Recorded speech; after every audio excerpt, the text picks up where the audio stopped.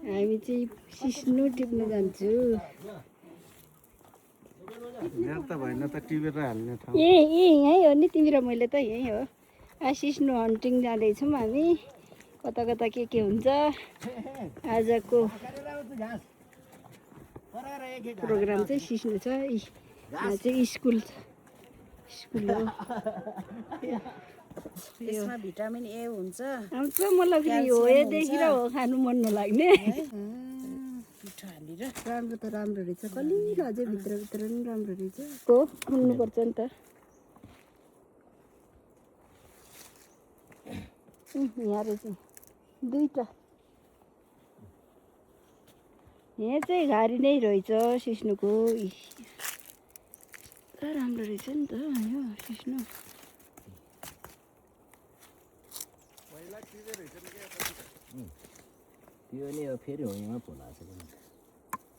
पोलाउँछ टिप्ने पोलाउँछ। तिनी टिप्याउँछ क्या। अन्त साह्रै बेबी यत्रो राम्रो हुन्छ यतिको त ठिकै हो। सिस्नु खाने धोको बेसी थियो अब पुरा आउने भयो। तैँले त धेरै खाइस् नि सिस्नु। आएबाट अस्ति फुबुरु लेखिवाङबाट ल्याएको नि योले खायो।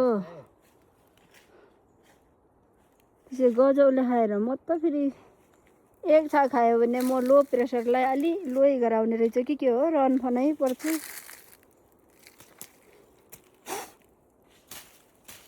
छ त नि सिस्नु त दामी दामी छ हौ। राम्रो रहेछ सिस्नु त। त्यसो कोही त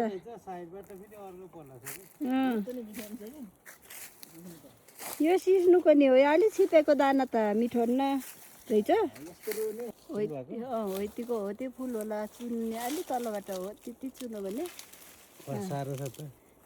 अलि माथिबाट धेरै छ।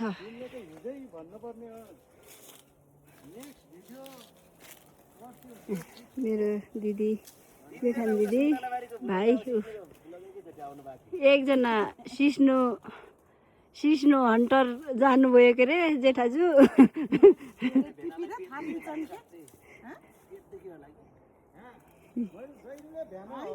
हिजोको मासु धेरै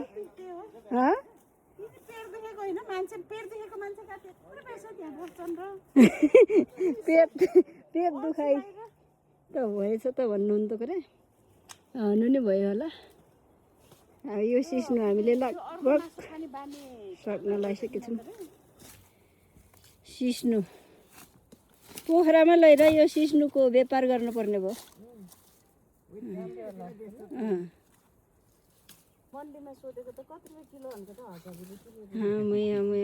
छुनु खाउने अझै गर्नुहुन्थ्यो। गजबको सिस्नु छ। पहिला त राम्रै खानुहुन्थ्यो, आजभोलि अलिक खानुहुन्न रहेछ। पहिला त फेरि भेनाहरू त हिजो त बसेकै पछि नि खाएर नखाएर यस्तो राम्रो राम्रो रहेछ। हिमालयले कोहीले सिस्नु नखाने रहेछन्। यस्तो सिस्नु घाम एक कति बजे छ। दह्रो टिप्यो यार सिस्नु त। अब हेर्नु कति भयो, भोलि भइसकेछ।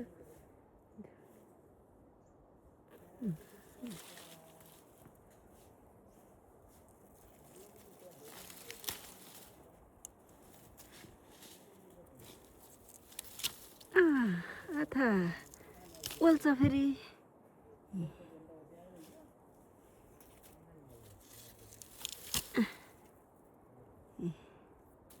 अब यसरी सिस्नु टिपेर दिउँसोको सुरुवात गरियो हामीले।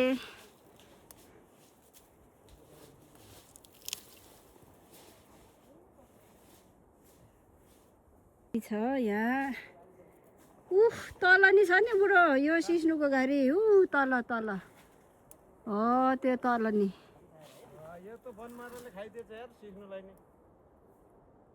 कति बेला बनमाराले खाइदिन्छ सिस्नु। झाङभेटाको यहाँ थुप्रो मुन्टोहरू छन्।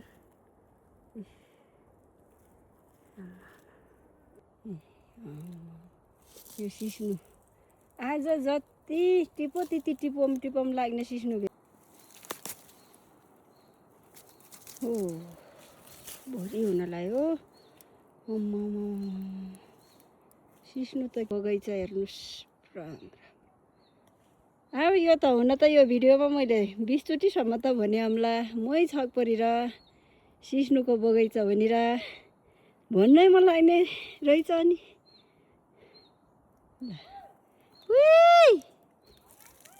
हरा छैन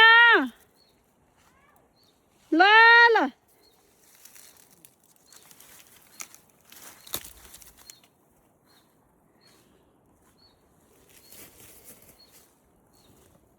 सिस्नु हो यो टुप्पामा अलिकति हुन्छ यसलाई चाहिँ यसरी फालेर यसरी टिप्यो भने सफा हुन्छ यो सिस्नु चाहिँ आथा मरौ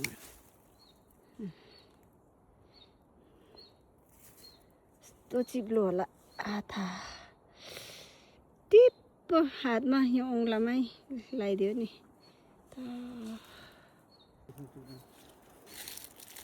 उता हो पर यहाँ नि हेर्नु नि त अनि राम ठुलो न ठुलो राम्रो ठुलो मुन्टो यस्तो ठिक हुन्छ क्या बुढो छिटो स्वाटै पाक्ने नि यो चाहिँ अलिक ठुलो बुट्टा भइछ यो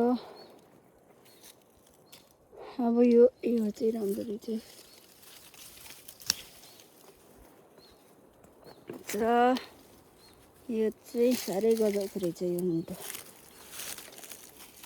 खै देखाउनु तपाईँले कति टिप्नुभयो देखाउनु त उता धेरै टिप्नु रहेछ त फुल पनि टिपेछ ए हो यस्तोहरू पनि टिप्ने हो कि जाऊ उता जाऊ उता यी हेर्नु त बुढो होहरू सब छ त हेर्नु त्यही त म मेसै लाएर यो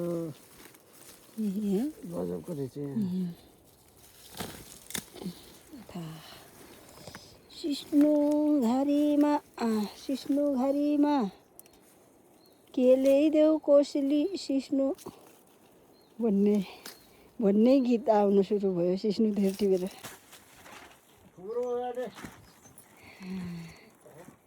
सिस्नु त थुप्रो लाने हो भोलि पोखरा लाने खाने यो तर कस्तो हुन्छ कुनै त अलि ओसेकमा टिपेको गजब हुन्छ होला भनिरहेको रे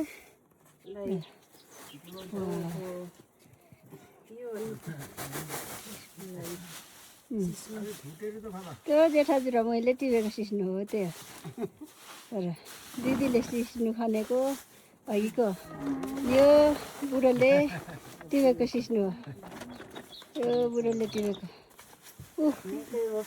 भाइले टिपेको खै भाइले टिपेको नि खन्यौँ त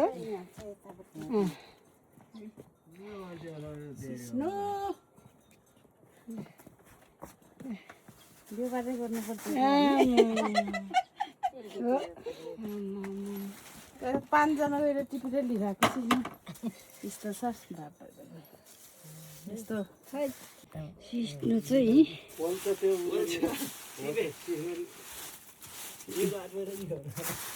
टिपेको भएर सेर्नु तेर्नु काँडा त गाडिन्न पनि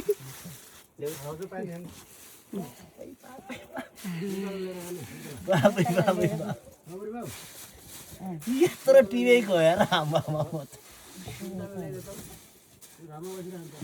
यो मिसिएर त साह्रै मिठो भन्छ नि